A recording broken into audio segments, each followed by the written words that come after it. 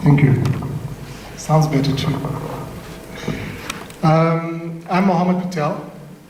I'm the CEO of O-Tel Telecoms. What we do is that we provide infrastructure as a service over to licensed service providers in the country. A lot of them include ISPs, wireless internet service providers, LCR providers, and so on. As for the company itself, I'm going to run a very quick video explaining what we do, and we'll go through the agenda, which is not very long. Want to retain your customers for a longer period?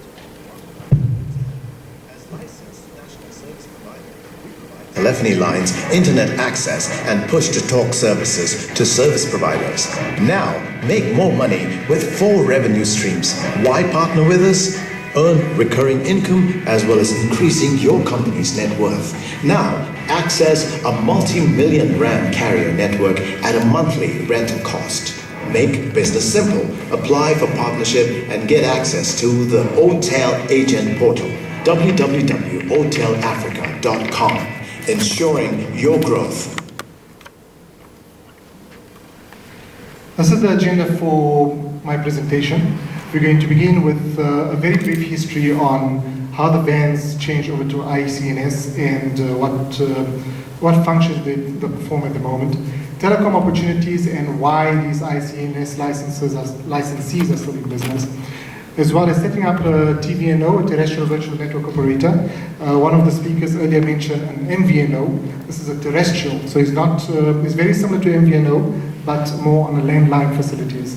Challenges facing when establishing your TVNO, national partnerships established, case studies of TVNOs, and I'll briefly cover the future of digital telephony and where we're heading as far as VoIP telephony is concerned.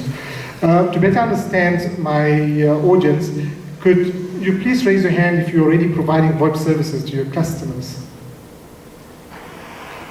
Just one. Gee whiz, I have a lot of potential clients here now today.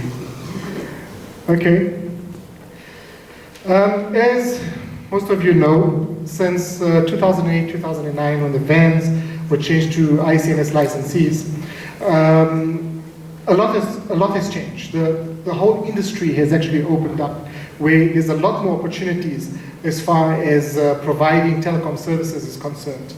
A lot of the ISPs in South Africa has been very slow in providing value-added services such as VoIP and so on. They've basically kept on providing your internet services and with very, very slow margins, very low margins. There's many other facilities that you can provide over broadband, but a lot of them did not enter this facility for the mere fact that it seemed to be sort of a new frontier for them. So they feared actually entering that.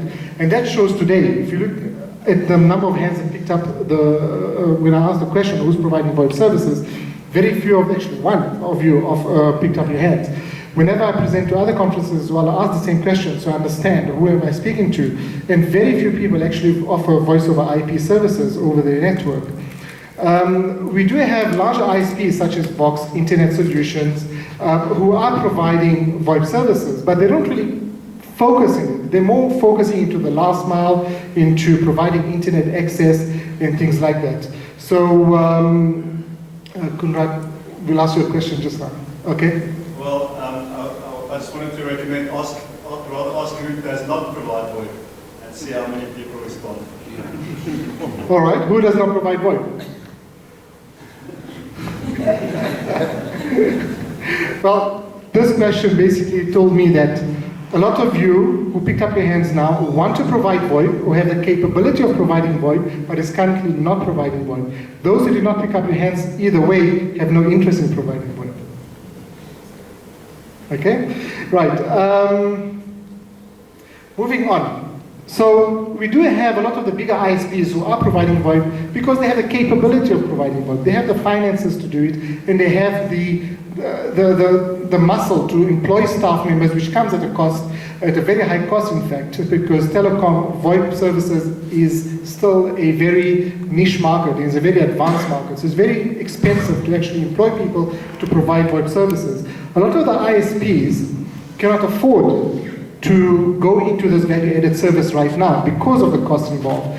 We do have other ISPs or ISPA members such as Switch Telecom, XConnect, O-Tel, who specifically only provide VoIP services, but they don't really focus much on other aspects of the business, such as what the ISPs provide on.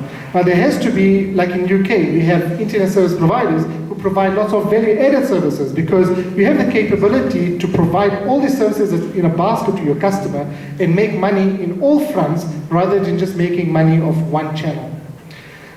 The reason a lot of these ISPs do not enter the VoIP service is because if you really look at internet service provision, yes, it's all about routing and routers and so on, but VoIP services, there's lots of other jargon, or telecoms jargon, such as CDR, per second billing, codecs, media streamer, call shop, LCR, DID, QoS.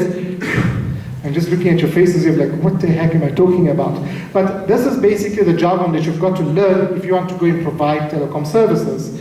In 2008, 2009, there were, I don't know the exact figure, but Dominic from Ellipsis basically mentioned that they were in the region of around 233 VANS licensees who were changed over to ICNS. Out of those 233, less than 50 are actively involved in providing VoIP services to the country. Now, if you have less than 50 in the whole country, what competition is that? There's no competition. Do you see the opportunity in actually entering the VoIP market? Because 50 providers is really not much, especially looking at Telcom's large share of the market itself.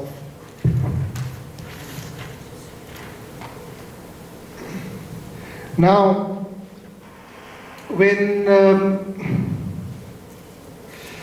Telkom was basically given the mandate to provide VoIP services in South Africa. Now, when that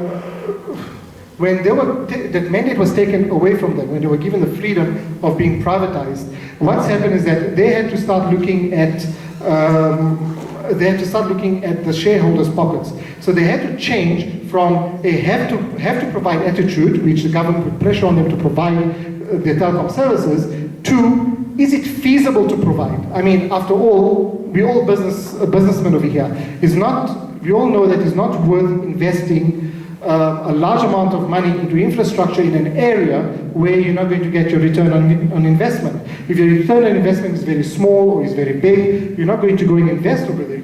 So that is basically why Telkom has changed the attitude and say, well, you know what, it's not feasible to provide at this new development that you've built up in Centurion. Sorry, we can't give you telecoms. What happens to those 200 houses that were built over there? What are they going to do? They have no telephony service. What if it's a business park? What are they going to do? Are they going to operate the businesses without telephones? What are we going to do about it? We are ICNS licensees. The reason why the government gave them the facility, the freedom, is because they've given 233 ICNS license holders the capability to provide VoIP services. But we're doing nothing about it, and the reason why is because we all fear of the whole, to jump into the pool, into that.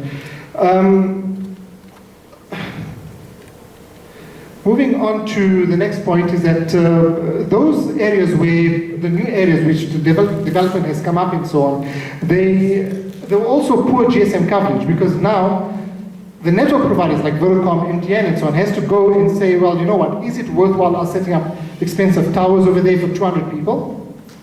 If it's not worthwhile, they're not going to set it up. So those users will have to use the nearest tower, which might be very far away. So the GSM coverage is also very poor. There again, we have opportunity in order to provide them telecoms, because if the GSM guys are not providing, Telecom is not providing, they're still sitting without telephones. And a lot of you are nodding your heads over here because you understand exactly what I'm talking about. I myself moved into a new development, and until today there's no telephone service. I'm waiting 6 months for my ADSL to be installed. PBX, businesses could not use PBXs. None of you can run a business without a PBX. You need to transfer those calls. You can't pick up your phone on a cell phone. First of all, you advertise a cell phone number, which people say, well, which monkey is this that's advertising a business on a cell phone? And somebody picks up and says, oh, you want to speak to Michael? Please hold on. Michael, phone for you. How does that sound? The customer, where's the confidence in it? There's no good.